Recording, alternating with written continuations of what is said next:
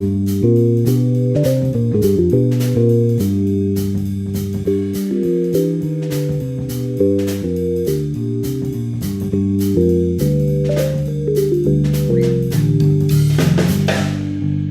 need to say, well, geez, I got to bring the household into this if I'm really going to understand the world? Or do we think some good measure of GDP, let's assume we can tackle some of these pricing issues and measure the market side well? Mm-hmm. Do you think it's important to go to the household, critical? I think it's important. If we think about per capita GDP, you know, that's an important component of, if we think about what we want to measure as, kind of well-being, right, in a broader sense. So, market goods and services are a part of that. So I think we want to keep measuring GDP. But then there are other things that are important for well-being as well. So I think, people look at the household, they look at, just amount of leisure time. So as more women have moved into the workforce and, they hire nannies to take care of their kids, now there's a lot of things that have moved like out of the household. It used to be, moms just looked after their own kids. So now a lot of the same activities they become a market transaction rather than within the household. So I think we want to think about what goes on inside the household, for sure.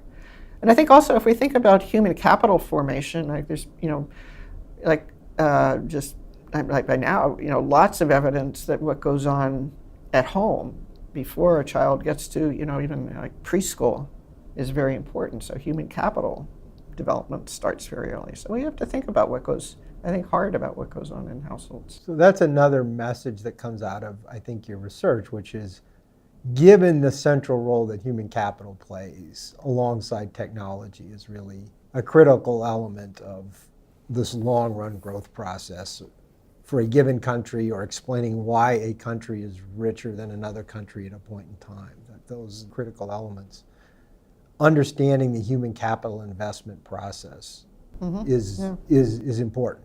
As a society, what we can do to, make sure everybody is, as the new generations are born, that everybody is, having a chance to invest in their human capital. Well, that's one thing that really did happen in the United States over that 20th century is, the access that people had to education improved and expanded geographically, for example, that, we saw big improvements of education in the South and other parts of the country that contributed to our overall growth. But we also have the household side of things. And, we talk about education, but, as a labor economist, I know education is a small part of the story. I mean, when it comes to productivity across people. The fact that some people are educated explains, educated workers on average earn more than less educated workers. Okay. But there's a tremendous overlap. Schooling doesn't explain, there's a lot that schooling doesn't explain. What else is important in developing human capital? So, families have to be a huge part of it. So, I suppose we see that if we just look across different types of families, we see where kids do well and where they do badly. Okay. Now, one question we've talked about is, you have a poor country and they lack technology. Maybe they lack human capital. Maybe they lack even physical capital in lots of ways. So one answer to say, well, how do we improve standards of living is to take the technology and move it there. What about the alternative of moving the people?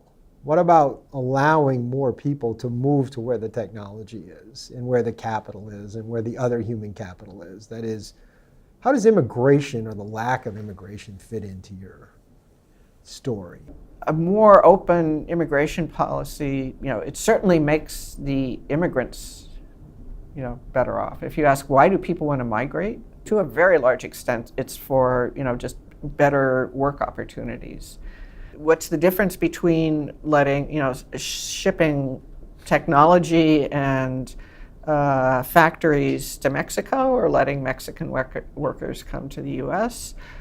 I would say actually it's probably, from the point of view of the individuals, they're probably better off in the U.S. We have better infrastructure. We have a good legal system. So I think from the point of view of people, I would say you want to make migration as open as possible and let people vote with their feet. And that would be both, you gave the example of low-skilled workers, but maybe high-skilled workers as well moving across countries. Yeah, sure. And that a lot of that goes on. I think the barriers are probably higher for lower skilled workers. Yeah, now one thing you talked about was the ability of people to move in immigration across the countries to kind of equalize, to take advantage of that because they're better opportunities. But what about the investment opportunities as well? Don't a lot of immigrants come to a country not just because it's better for them, but because it's a better opportunity for their family, their kids, and it's an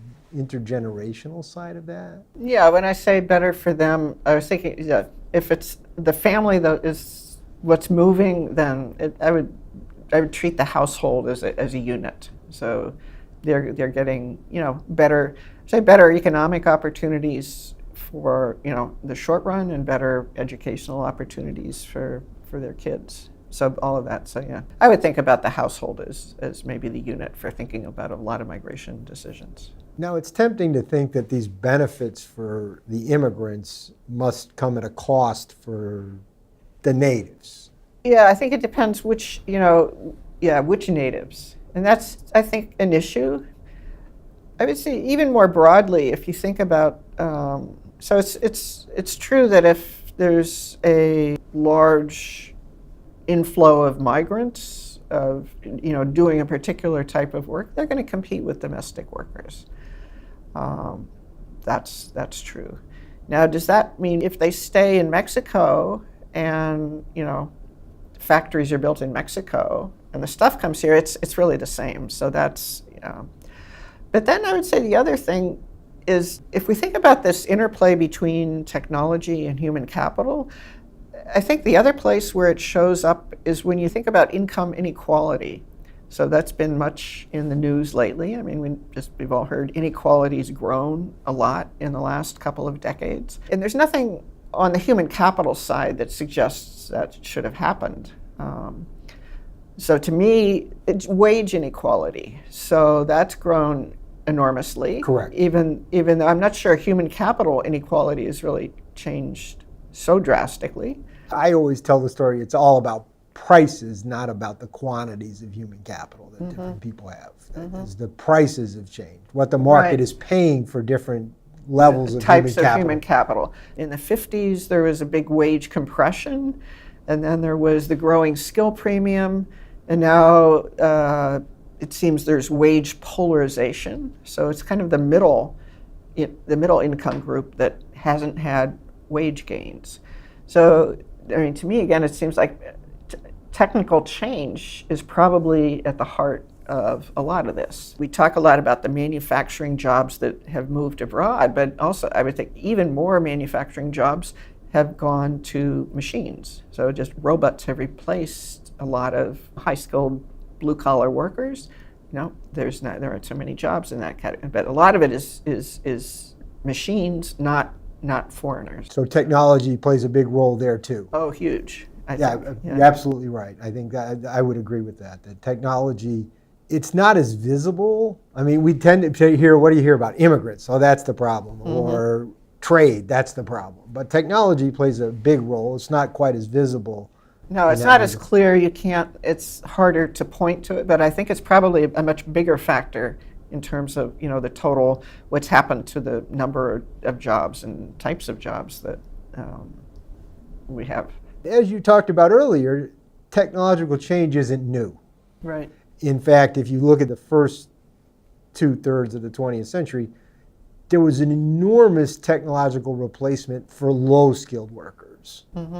We were able to reduce the number of low-skilled workers pretty dramatically over that same period of time. That is, if we had had the 1900 population in 1975, we'd have had a serious problem for low-skilled people who were either illiterate or very, very limited literacy.